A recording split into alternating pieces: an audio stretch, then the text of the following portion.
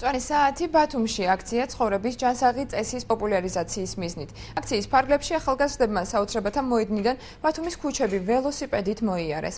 ორგანიზატორების თქმით, ჰაერის დაბინძურება ჯანმრთელობის პრობლემის გამომწვევი ერთ-ერთი მთავარი პირობაა, რადგან სიკვდილიანობის 19% სწორედ განპირობებულია გარემოს მავნეზე მოქმედებით. ღონისძიების მიზანს საქართველოში უსაფრთხო და ეკოლოგიურად სუფთა ტრანსპორტის პოპულარიზაცია წარმოადგენს. მწვანე საათი ბათუმში წელს პირველად არასამთავრობო ორგანიზაციებისა და მერიის ორგანიზებით ჩატარდა.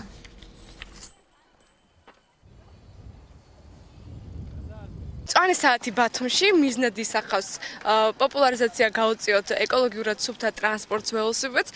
ამას ჩავრთოთ მოქალაქეები, მოუწოდოთ მათ რომ დაიწყონ ჯანსაღი წესით ცხოვრება. ქალაქის ძირითად ცენტრალურ ნაწილს მოვივლით, გამოვიყენებთ მაქსიმალურად იმ ველობილიკებს, რაც ქალაქში არის.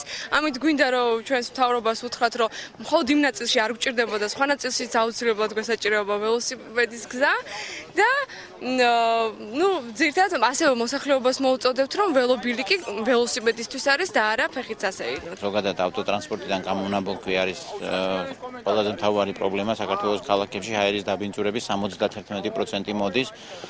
გვინდა განათლების პოპულარიზაციის, ჯანსაღი ცხოვრების პოპულარიზაციის კუთხით ხელი შეუწყოთ ამ პრობლემის დაძლევას. ამისთვის ჩვენ ვფიქრობთ, რომ ბათუმში, სხვა ქალაქებში საჭიროა სუფთა, უსაფრთხო მწვანე ტრანსპორტის ხელშეწყობა და ტრანსპორტი არის ერთ-ერთი სახეობა ამ ტრანსპორტის. მივესალმები ასეთ აქციას, იმიტომ რომ ის თემა, რომელსაც ეხება დღესდღევანდელი აქცია გარემოს დაბინძურება და გარემოს დაცვა და ჰაერის დაბინძურება, ჩემი აზრით მნიშვნელოვანია არა მხოლოდ ჩვენს ქვეყანაში და აქტუალურია აგრეთვე მთელი მსოფლიოს მასშტაბით, ამიტომ ვფიქრობ, რომ მნიშვნელოვანი წილი შეგვაქვს დღეს აი ამ აქციით ამ პრობლემების პოპულარიზაციაში და საზოგადოების ყურადღების მიქცევაში.